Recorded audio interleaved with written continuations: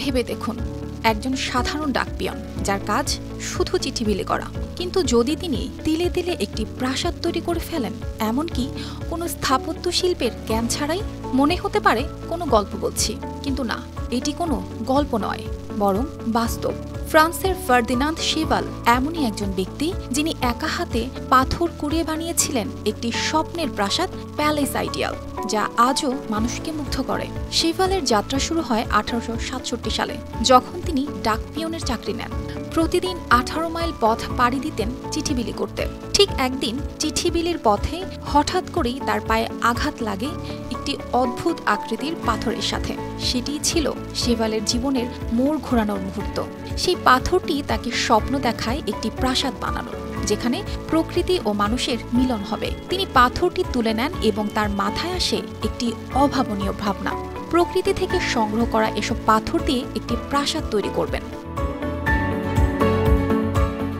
এই স্বপ্ন পূরণে তিনি 33টি বছর কাটিয়েছেন।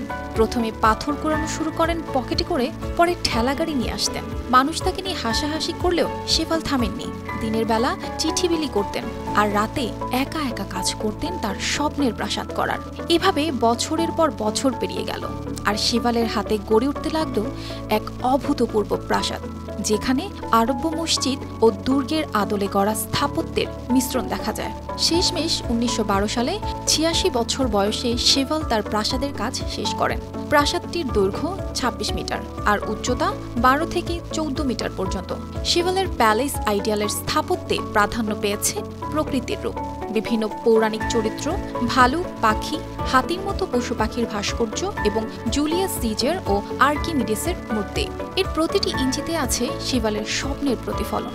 সবচেয়ে অবাক করা বিষয় হলো, তিনি কোনো প্রশিক্ষণপ্রাপ্ত স্থপতি ছিলেন না, শুধু স্বপ্নের টানে কাজটি সম্পন্ন করেছিলেন।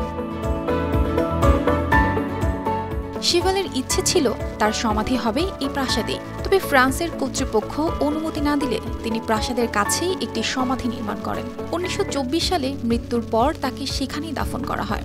আজকের দিনে প্যালেস আইডিয়াল লাখো পর্যটকের আকর্ষণ হয়ে উঠেছে। 1969 সালে এটি ফ্রান্সের ঐতিহাসিক স্থাপনার মর্যাদা পায়। বছরের পর বছর ধরে এটি মানুষকে শিখিয়ে যাচ্ছে, স্বপ্নকে যদি লালন করা হয় তবে সেটি বাস্তবতায় রূপ নিতে পারে।